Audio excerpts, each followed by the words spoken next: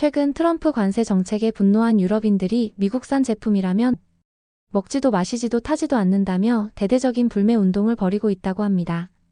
맥도날드도 테슬라도 무너지고 있는 이때 유럽인들이 마지막으로 선택한 나라가 바로 한국이었다고 하는데요. 그리고 그 중심에는 한 명의 한국인이 있었습니다. 한국 뒤흔든 유럽. 그 이야기 지금 바로 시작하겠습니다. 제 이름은 에밀리 윌슨이에요. 저는 32살이고 런던에서 리테일 컨설턴트로 일하고 있어요. 이제 5년 정도의 경력을 가진 저는 좋은 제품과 나쁜 제품에 대해 대부분 알고 있고 저의 판단을 믿으며 일하고 있어요. 신입 시절에는 판매자를 컨택하고 제품을 선택하며 가격을 책정하는 이 모든 일이 어려웠지만 이제는 그렇지 않아요. 운전처럼 제 일도 하면 할수록 안목과 센스가 생기는 그런 특징을 가지고 있었죠. 제가 하는 일을 간단히 설명하면 상점들이 무엇을 팔고 어떻게 팔지 결정하는 것을 도와주는 거라고 말할 수 있어요. 저는 상점의 동선을 분석하고 직원 응대를 체크해요. 또한 경쟁 매장과 다각도에서 비교하며 상품 진열 방식과 프로모션 전략도 분석하지요. 그리고 데이터를 기반으로 한 리포트를 작성해 고객 맞춤형 개선안을 제안해요. 제가 하는 일의 목적은 매출 상승이고 이를 위한 다양한 방법을 고안하고 제시하는 게 저의 일이지요. 저는 세계 여러 나라의 제품을 접하고 분석해요. 아무래도 유럽에서는 유럽산, 미국산, 일본산이 인기가 많은 편이에요.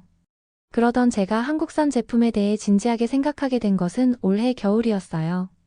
그전에는 아시아 제품은 조잡하고 저렴할 뿐이라는 선입견을 갖고 있었고 대부분의 중국산 제품은 제 선입견을 증명해 오고 있었거든요. 그리고 한국산 제품에는 사실 크게 관심이 없었어요. 모든 것은 2025년 초 추운 아침에 시작됐어요.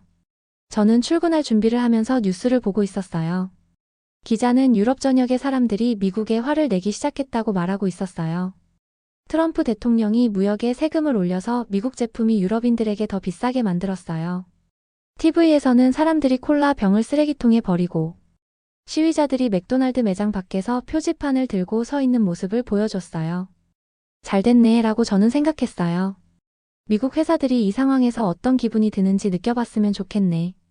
코트를 입고 우산을 집어들면서 저는 은근한 우월감을 느꼈어요. 그날 저는 친구 로버트와 우리가 가장 좋아하는 카페에서 만났어요. 밖에서는 계속 비가 내리고 있었고 커피의 따뜻한 향기가 카페를 채웠어요. 로버트는 유명 주간지에서 생활, 문화면 기자로 일하고 있으며 당연히 최신 트렌드와 소문을 잘 알고 있었어요. 그의 눈은 작은 나무 테이블 너머로 몸을 기울이며 흥분으로 빛났어요. 에밀리, 이 뉴스 봤지? 우리 집도 이제 미국산 불매하고 있어. 그가 커피를 저으며 말했어요. 그리고 요즘 한국산 제품들이 뜨고 있는데 알고 있어? 저는 놀랐어요. 한국산? 갑자기? 왜? 그 단어가 이상하게 느껴졌어요. 로버트는 대답했어요. 내가 요즘 한국산 제품을 주제로 취재하고 있거든. 한국 화장품과 전자제품, 패션 아이템들이 젊은 층 사이에서 큰 인기야. 디자인이 세련되고 품질 대비 가격이 합리적인 것도 큰 장점이고 그러다 보니 고객 만족도가 꽤 높대. 또한 한류 콘텐츠의 영향으로 한국 문화 전반에 대한 호감이 구매로 이어지고 있다는 게 로버트의 분석이에요. 그래? 내일 한번 살펴봐야겠네. 저는 심드렁하게 말했어요. 집으로 돌아가서 샤워를 하려는 찰나에 휴대폰이 울렸어요. 제 상사 마틴이었어요. 마틴은 프랑스 파리에서 새로운 직책을 저에게 제안했어요. 너무 갑작스러워서 일단 생각할 시간을 달라고 하고 전화를 끊었지요. 저는 잠을 이룰 수 없었어요. 그것을 받아들일지 확신이 없었고 머릿속이 온통 복잡했어요.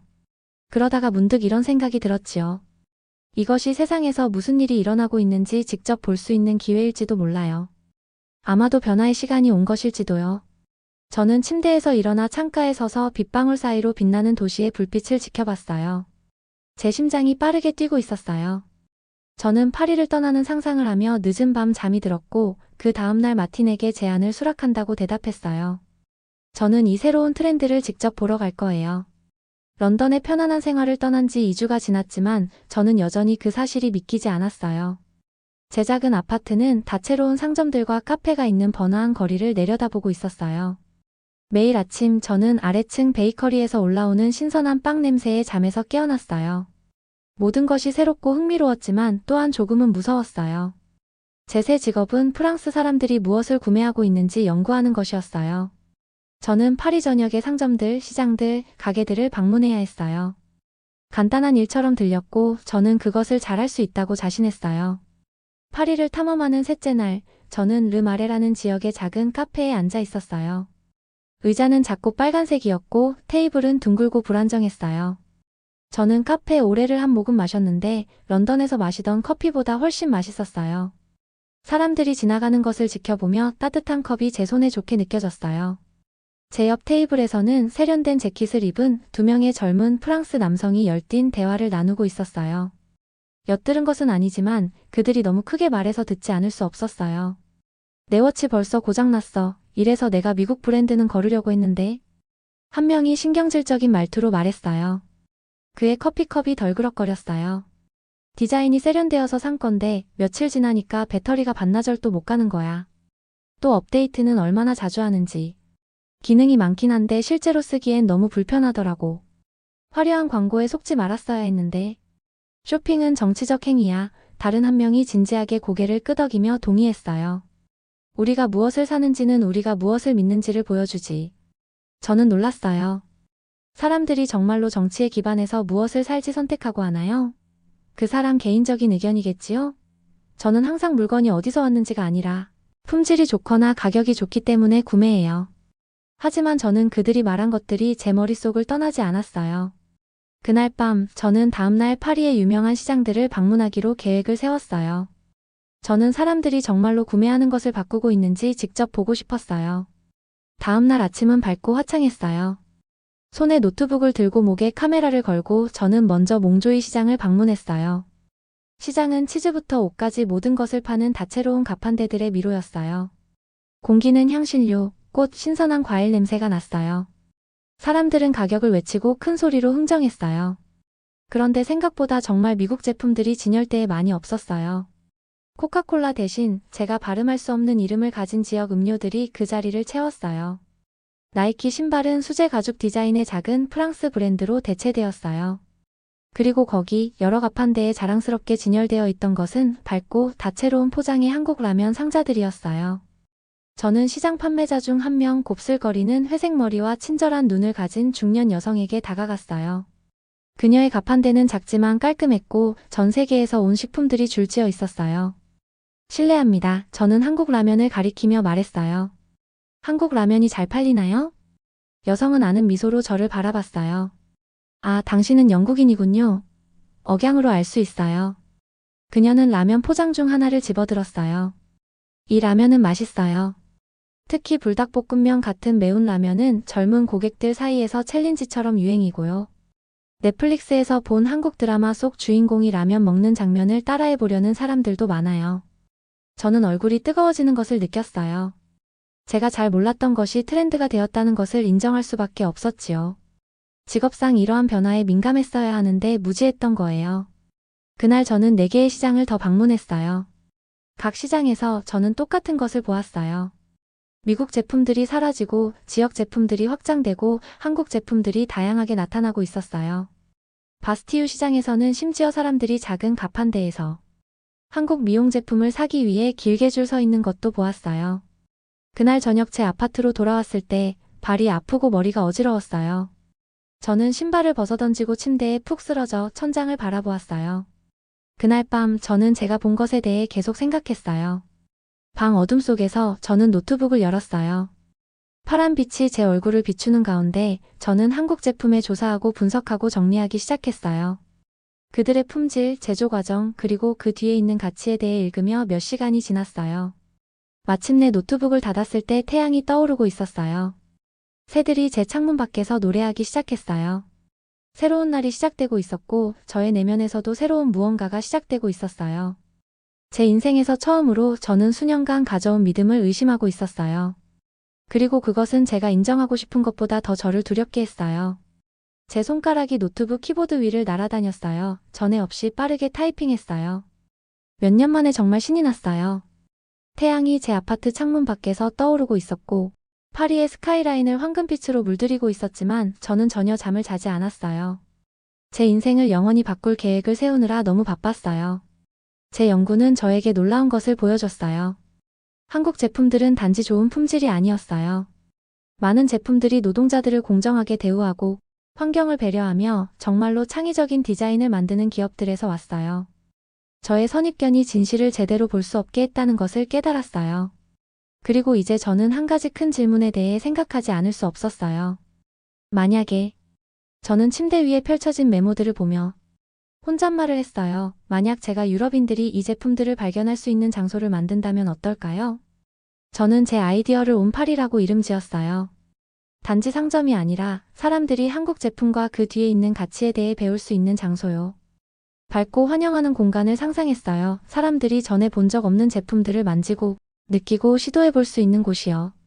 제 모든 저축한 돈을 사용해서 저는 파리 외곽에 작고 먼지 쌓인 창고를 임대했어요. 처음 그곳을 봤을 때는 제 마음이 조금 가라앉았어요. 천장에는 거미줄이 걸려 있었고 바닥은 더러웠으며 벽에는 페인트가 필요했어요. 하지만 눈을 감았을 때 저는 그곳이 어떻게 변할 수 있는지 그려볼 수 있었어요. 2주 동안 쉬지 않고 저는 제 인생에서 가장 열심히 일했어요. 해가 뜰 때 일어나서 자정이 지나서야 멈추곤 했어요. 선반을 설치하느라 손은 거칠어졌고 옷은 하얀 페인트가 튀어 있었으며 상자를 옮기느라 등이 아팠어요. 너 뭐 하고 있는 거야? 제 친구 로버트가 전화로 말했어요. 멋진 경력이 있었잖아. 왜 그런 일을 하고 있어? 저는 그것을 설명할 수 없었어요. 심지어 저 자신에게도요. 그냥 시도해야 한다는 것을 알았어요. 마침내 제 작은 쇼룸을 열 날이 왔어요. 저는 작은 한국 회사들에서 직접 주문한 제품들로 선반을 채웠어요. 천연 재료로 만든 비누, 지속 가능한 방법을 사용하는 농부들의 식품 제품들, 해로운 화학 물질이나 불공정한 노동 없이 만든 옷들이요. 처음 문을 열 때 제 손이 떨렸어요. 사람들이 올까요? 제가 하려는 일에 대해 정말로 관심을 가질까요? 첫날, 딱 5명의 사람들이 들어왔어요. 그들은 호기심 어린 눈으로 둘러보고 몇 가지 물건을 집어들고 질문을 했어요. 하지만 하루가 끝날 무렵 판매된 물건은 3가지뿐이었어요. 총 매출은 29유로였지요. 그날 밤 저는 문을 닫은 후 쇼룸 바닥에 혼자 앉아 끔찍한 실수를 한 것은 아닌지 궁금해했어요. 아마도 사람들은 결국 제품 뒤에 있는 가치에 대해 신경 쓰지 않는 것 같았어요. 아마도 저는 이 꿈을 위해 제 경력을 포기한 것이 어리석었을지도 몰라요. 하지만 다음 날 아침 예상치 못한 일이 일어났어요. 제 전화기에 알림이 울렸어요. 그 5명의 방문자 중 한 명인 대학생이 인스타에 온 파리에 대해 게시했어요. 그녀의 게시물에는 제 쇼룸의 사진이 있었고 이렇게 말했어요. 파리에서 가장 멋진 새 장소를 발견했어요. 온 파리는 환경을 보호하며 정당한 대가를 지불하고 안전한 환경에서 물건을 제조하는 한국 제품을 판매해요. 더 붐비기 전에 들러보세요. 그날 12명이 방문했어요. 그 다음 날에는 20명이요. 가장 인기 있는 제품은 바로 한국산 에어프라이어였어요. 저는 관심을 보이는 고객들에게 이렇게 설명했어요. 프랑스 사람들도 건강하게 먹고 싶어 해요. 에어프라이어로 감자튀김이나 치킨을 기름 없이 조리할 수 있어서 인기가 많답니다. 특히 주방 공간이 넉넉지 않은 파리 아파트에도 잘 어울리는 콤팩트한 디자인이 호응을 얻었어요. 두 번째로 인기 있는 제품은 한국산 화장품이었어요. 품질과 합리적인 가격 모두 프랑스 사람의 취향에 딱 맞았지요. 그리고 다양한 미디어를 통해 이미 한국산 화장품의 우수성에 대해 알고 있는 사람들이 많았어요. 저자극의 촉촉한 텍스처, 그리고 트렌디한 패키지 덕분에 K-뷰티는 이미 프랑스에서 한창 유행 중이라는 것을 알 수 있었지요. 그리고 텀블러와 리유저블 컵도 사람들의 눈길을 끌었어요. 프랑스에서도 친환경 소비가 중요한 화두라서 예쁜 디자인의 텀블러는 일상 필수템이 되어 있었어요. 특히 카페에서 직접 텀블러를 가져오면 할인해주는 곳도 많아 실용성까지 갖추었죠. 이러한 제품들은 단순히 유행이 아니라 사람들이 좋은 선택을 했다고 느끼게 했고 그것이 제 쇼룸의 성공 요인인 듯 했어요. 디자인까지 갖춘 효율적인 선택 말이에요. 사람들이 관심을 보이는 것을 보고 저는 제 쇼룸 한쪽 구석에서 토요일 워크숍을 열기 시작했어요. 한국 문화와 물건을 알아보고 만드는 방법을 배워보는 원데이 클래스의 개념으로요. 작은 테이블과 의자를 위한 공간을 만들기 위해 몇몇 선반을 옆으로 밀었어요. 그리고 일정을 쓸 수 있는 작은 칠판을 꾸몄지요. 이번 주 김치 만드는 법, 다음 주 한국 서예 배우기. 그 다음 주 한국의 친환경 생활 습관. 소수 인원만 모집하긴 했지만 매주 빠르게 예약이 마감되었어요. 사람들은 단지 쇼핑하러 오는 것이 아니었어요. 그들은 한국이라는 나라에 대해 호기심을 갖고 새로운 것을 배우러 오고 있었어요. 그들이 믿는 것과 일치하는 무언가의 일부가 되기 위해서요. 비가 내리는 어느 목요일 오후 제가 수제 비누 진열대를 재배열하고 있을 때 제 문 위에 종이 울렸어요. 큰 카메라와 마이크를 가진 세 사람이 가게로 들어왔어요. 윌슨 씨? 저희는 ARTE 방송국에서 왔어요. 짧은 검은 머리를 가진 여성이 말했어요. 저희는 유럽의 변화하는 쇼핑 습관에 대한 다큐멘터리를 만들고 있어요. 당신의 상점을 취재할 수 있을까요? 제 입이 떡 벌어졌어요. 다큐멘터리? 이 작은 쇼룸에 대해서요? 저는 멍한 상태로 고개를 끄덕였어요. 그날과 다음날 그들은 저의 쇼룸을 자세하게 촬영하고 저를 인터뷰했어요. 제가 왜 온 파리를 만들었는지, 한국 제품이 무엇이 특별한지, 그리고 쇼핑에 대한 유럽인들의 태도가 어떻게 변하고 있는지에 대해 질문했어요. 15분짜리 세그먼트가 화요일 저녁에 방송되었어요. 저는 제 아파트에서 혼자 그것을 봤어요. 제 심장은 긴장으로 빠르게 뛰었어요. 수요일 아침까지 제 웹사이트는 너무 많은 방문자로 인해 다운되었어요. 가게 전화는 주문으로 계속 울렸어요. 저의 인스타와 트위터에는 메시지가 수없이 많이 도착해 있었어요. 온파리는 더 이상 작은 쇼룸이 아니었어요. 그것은 훨씬 더 큰 무언가가 되고 있었어요. 그리고 모든 것을 바꾼 전화가 왔어요. 윌슨 씨? 르클레르의 펠립입니다. 르클레르는 프랑스에서 가장 큰 슈퍼마켓 체인 중 하나였어요. 저는 파리 전역에서 그들의 거대한 매장을 봤어요. 우리 매장에서 한국 제품을 선보이는 것에 대해 당신과 만나고 싶습니다. 저는 거의 전화기를 떨어뜨릴 뻔했어요. 이게 정말 일어나고 있는 거예요? 제 작은 아이디어가 실제로 효과가 있는 건가요? 전화를 끊고 제 작은 쇼룸을 둘러봤어요. 제가 직접 만든 선반들. 제가 그렇게 신중하게 선택한 제품들. 사람들이 배우기 위해 모이는 워크숍 구석이요. 따뜻한 감정이 제 가슴에 퍼졌어요. 아마도 이 미친 꿈은 그렇게 미친 것이 아닐 수도 있어요. 제가 켠 작은 불꽃이 진짜 불길이 되고 있었어요. 온 파리를 연 지 1년 후 제 삶은 완전히 변했어요. 제 작은 쇼룸은 파리 중심부의 크고 밝은 공간으로 성장했어요. 이제 워크숍을 운영하고 웹사이트를 관리하고 유럽 전역의 배송 주문을 처리하는 데 도움을 주는 직원이 7명이나 있었어요. 제 작은 꿈으로 시작한 것이 제가 상상할 수 없었던 무언가가 되었어요. 저는 처리할 일들로 하루하루가 바빴지만 매일 매장을 방문하여 진열대와 재고를 확인하고 고객들의 반응을 확인하는 일은 잊지 않았어요. 트렌드를 확인하여 그것을 판매에 적용하는 것은 당연한 일이지만 고객의 반응을 세심하게 살피는 것도 판매 전략을 세우는데 중요한 바탕이 된다는 것을 너무 잘 알았기 때문이지요. 그렇게 매장에 근무하던 어느 날 한 고객이 자체 브랜드는 없나요? 라며 조심스레 물었어요. 그 한마디가 저의 마음에 또 다른 불을 지폈지요. 매일 밤 저는 저의 브랜드를 구상하며 노트에 아이디어를 적었어요. 브랜드 로고는 어떻게 디자인할 것인지, 어떤 라인을 런칭할 것인지, 어떤 감성을 넣을 것인지, 제작은 어떤 업체랑 할 것인지. 결정해야 할 사항이 너무 많았지요. 저는 무엇보다 우리 제품의 프랑스의 향기, 서울의 감성, 그리고 저 자신을 담고 싶었어요. 그렇게 첫 번째 자체 브랜드 라인은 양초와 베이직 코스메틱으로 정해졌어요. 그리고 한국의 한 화장품 협력 업체와 협의하여 제품 초안을 연구했지요. 6개월이 넘는 수많은 샘플과 실패를 반복한 끝에 첫 제품을 완성했어요. 라벤더 향이 나는 핸드크림과 유리병에 담긴 천연 향초였어요. 브랜드 이름은 루미에르 서울빛이라는 뜻의 루미에르랑 서울을 조합한 브랜드명이었고 감상적이면서도 모던한 느낌을 담으려고 했지요. 파리의 로맨틱함이랑 서울의 세련됨이 드러날 수 있게요. 향초는 가벼운 제스민 향에 살짝 감귤 터치를 가미했고 몽마르트의 이슬이라는 이름을 붙였어요. 핸드크림은 로즈마리와 백단향 베이스로 한남동 저녁빛이라는 이름이에요. 따뜻하고 고요한 향기를 말로 표현한 것이었지요. 그리고 향초는 반투명 유리 용기에 황금빛 금속 뚜껑을, 핸드크림은 미니 튜브인데 파리 골목길 스케치를 넣은 패키지로 마무리했어요. 브랜드의 감성 세계관이 제품에 나타날 수 있도록 심혈을 기울였어요. 이미 온 파리가 입소문이 어느 정도 나 있던 터라 이렇게 출시된 우리의 첫 번째 자체 브랜드 제품은 꽤 괜찮은 판매량을 기록했어요. 제품 개발은 이제 시작되었고 저는 또 다른 라인 런칭을 위해 고군분투하고 있어요. 또한 저는 프랑크푸르트 소비자 포럼에서 주요 연설을 해달라는 초대도 받았어요. 대륙 전역의 비즈니스 리더와 정부 관계자를 포함한 수천 명의 사람들이 그곳에 있을 거예요. 한 달 후 그 무대에 서서 수많은 얼굴의 바다를 바라보며 저는 두렵기도 하고 완전히 평화롭기도 했어요. 저는 깊이 숨을 들이쉬고 말하기 시작했어요. 1년 전 저는 한국 제품을 본 적도 없이 미워했어요. 저는 항상 그렇게 들어왔기 때문에 그것들이 나쁘다고 너무 확신했어요. 저는 그것에 의문을 제기한 적이 없었어요. 저는 직접 알아본 적이 없었어요. 큰 방은 조용했어요. 모든 사람이 듣고 있었어요.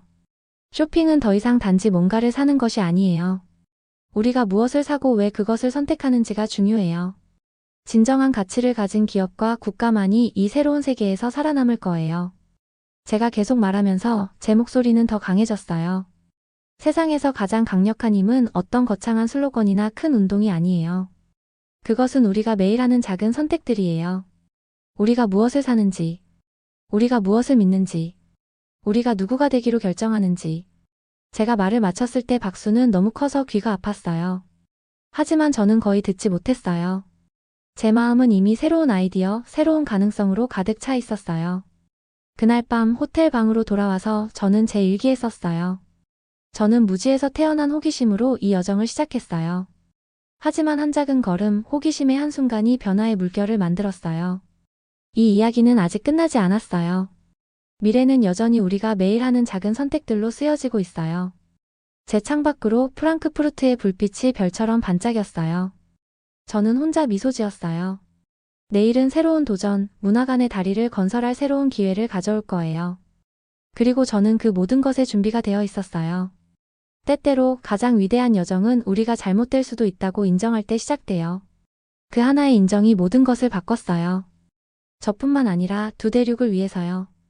그리고 저는 이제 막 시작했을 뿐이었어요. 영상 재미있게 보셨나요? 마음에 드셨다면 구독과 좋아요 부탁드리겠습니다. 감사합니다.